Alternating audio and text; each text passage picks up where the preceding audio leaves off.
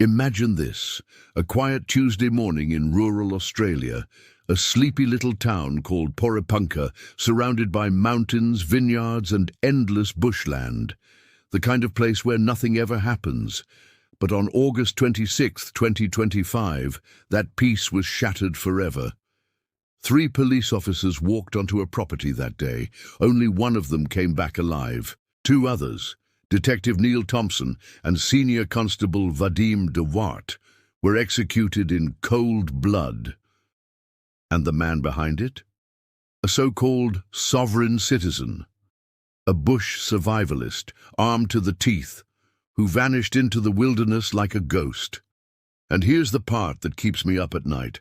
The police knew he was dangerous. The community knew he was unstable. Yet still, he was allowed to turn his home into a fortress. So what went wrong? And how could one man bring an entire state to its knees? Today, we re-diving into the Porepunkah shootings, a case that feels more like a movie script than reality. But make no mistake, this was real, and the aftermath left not just a town, but an entire country, shaken. It was around 10:30 in the morning when Victoria Police moved in on Freeman's property. They weren't there to start a war. They had a warrant connected to ongoing investigations into firearms and extremist threats. But what happened next was chaos. The officers didn't even make it inside before Freeman opened fire. Reports say he was waiting, heavily armed, positioned with clear lines of sight. Within seconds, bullets ripped through the still air. Detective Thompson, 59 years old, and Senior Constable de Waart, just 35, were fatally struck. Another officer was wounded but somehow managed to escape, crawling, bleeding, desperate to call for help. Think about that for a second. These weren't rookies. These were experienced officers, trained for danger, and still, they never stood a chance. The scene turned from routine police work into a battlefield. And here's where it gets even darker. Freeman didn't just run. He melted into the bush, vanishing into rugged terrain he knew better than anyone else. From that moment, Victoria Police were no longer hunting a suspect. They were fighting a war on home soil. So, who exactly is this guy? Who is Dezi Freeman, the man now branded as Australia's most dangerous fugitive? Freeman wasn't just a random recluse. He was part of a growing extremist movement known as the sovereign citizens, people who reject the authority of the government, the courts, even the police. To them, Australia is a corporation, not a country. They don't pay taxes. They don't follow laws. And when pushed, they fight back. Neighbours described him as paranoid, heavily armed, always ranting about government conspiracies. He'd spent years preparing for the day when authorities would come for him. He stockpiled weapons, learned survival tactics, and built his property into a defensible position. Some even say he trained with military-style drills in the bush. And yet, despite all of these red flags, the threats, the ideology, the weapons, Freeman was still out there, free to plan, free to prepare, and eventually, free to kill. This is where the system failed, because it wasn't a question of if something like this would happen. It was only ever a question of when. The second those gunshots rang out, Victoria Police knew this wasn't going to be a quick arrest. Freeman had the upper hand, knowledge of the land, survival skills, and the determination of a man who believed he was fighting a holy war against the government. The manhunt that followed looked like something out of a military operation. Helicopters circled overhead, drones scanned the treetops, roadblocks cut off the tiny town of Porepunkah. Locals were told to lock their doors, stay inside, and report anything unusual. But here's the chilling part. Freeman seemed to anticipate all of this. For days, he managed to evade one of the largest police operations Victoria has ever seen. Some reports suggest he used underground bunkers. Others say he knew how to move without leaving heat signatures, fooling thermal cameras.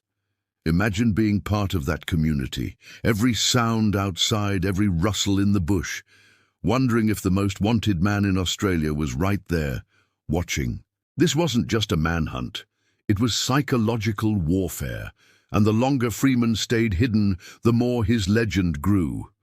It's easy to get caught up in the manhunt, the survivalist angle, the action, but at the heart of this case are two men whose lives were cut short. Detective Neal Thompson wasn't just a cop. He was a father, a husband, a man who dedicated 30 years of his life to protecting others. He was just months away from retirement. Can you imagine that? 30 years on the force, and his career, his life, ends on a dirt road outside Porepunkah. Then there's Senior Constable Vadim de Waart, only 35 years old, a young officer with his whole future ahead of him. Friends described him as passionate, brave, someone who truly believed in serving his community. Their deaths weren't just statistics. They left families shattered, colleagues traumatized, and an entire community in mourning. And here's where I get angry. These deaths were preventable, because Freeman should never have been in a position to pull that trigger in the first place. This is the part that frustrates me the most. Freeman wasn't some hidden danger nobody knew about. He was on the radar. Police knew he had weapons. They knew about his extremist views. They knew he didn't believe in the law. Neighbors had complained. Social services had been warned. Court documents painted a picture of a man spiraling deeper into paranoia. And yet nothing. No intervention, no proper risk assessment. It's almost like everyone was waiting for the explosion before taking him seriously. And when it finally happened, it cost 2 officers their lives. This isn't just about Freeman. It says about a system that fails to recognize the warning signs of extremism until it's too late. How many more cases like this are out there right now? How many other ticking time bombs are being ignored? Porepunkah is the kind of place where people don't lock their doors at night. Or at least it used to be. After the shootings, everything changed. Imagine waking up and knowing an armed fugitive is out there. That he could be in your backyard. That he could be watching you through the trees. Parents kept their kids home from school. Shops closed early. The roads were empty. The town felt like it was holding its breath. And here's the thing. Small towns trust each other. But in those days, everyone looked at everyone else with suspicion. Was someone helping Freeman? Was he being fed? Was he hiding in a neighbor's shed? That kind of fear doesn't just go away.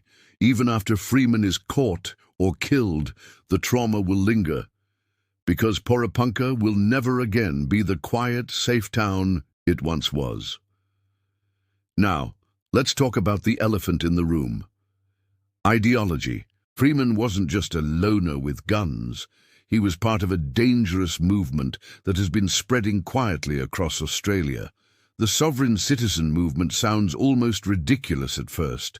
They claim the government has no power over them, that they can write their own laws, that they're free men in a world of slaves. But here's the dangerous part. When these beliefs collide with reality, violence happens. Police officers become enemy combatants. Court orders become acts of war. And every knock on the door feels like a battle for survival. Freeman didn't see himself as a criminal. He saw himself as a soldier in a war against a corrupt system. And that mindset makes negotiation impossible.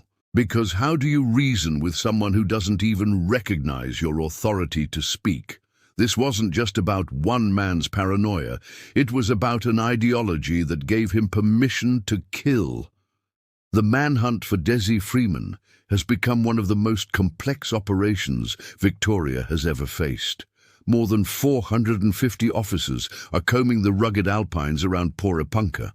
Federal agents and interstate units, including the NSWs and South Australia Special Operations Groups, are all on high alert. Helicopters circle overhead. Thermal drones sweep the forests below. The entire air wing has been deployed. Vast areas of terrain are sealed off, and a no-fly zone stretches for kilometers. Overpasses and roads are blocked. A cordon encircles the area. Search teams, along with specially trained dogs, scan dense forests and jagged ridges for any trace of Freeman, but this is devilishly difficult country. The alpine bush near Mount Buffalo is a labyrinth of caves, mine shafts and rugged tracks. Every corner offers a hiding spot for someone who knows these hills as intimately as Freeman does. And then there's the weather. A relentless blizzard has buried the hills. Wind gusts exceed 110 kilometers per hour. Snow piles up to half a meter in places. Hail and icy rain lash the landscape. Progress is slow. Energy is drained. Every step is a battle against the elements. Authorities aren't relying on brute force alone. They're tracking Freeman digitally, triangulating any trace from his devices or online accounts. Properties and phones linked to his associates are being searched. Even a chilling text he allegedly sent, detailing horrifying fantasies about torturing police, underscores just how dangerous he has become. Police have made repeated public appeals. Dezi Freeman, surrender. We can support a peaceful surrender plan. And they've warned civilians. Anyone providing him shelter faces serious prosecution. Criminologists warn, if Freeman is well stocked and knows the terrain like the back of his hand, he could remain at large for months, mirroring the long-term fugitives Victoria has faced in the past, like Malcolm Naden. Why this part matters. This is not just another news story. It's a window into the scale of the operation. Hundreds of officers, multi-agency collaboration, and high-tech resources all working against one elusive fugitive. The strategy is relentless. Digital tracing, cordons, local intelligence, and expert bushcraft tracking. And the environment? A brutal, snow-covered wilderness filled with caves and hidden tracks, testing every skill the authorities have.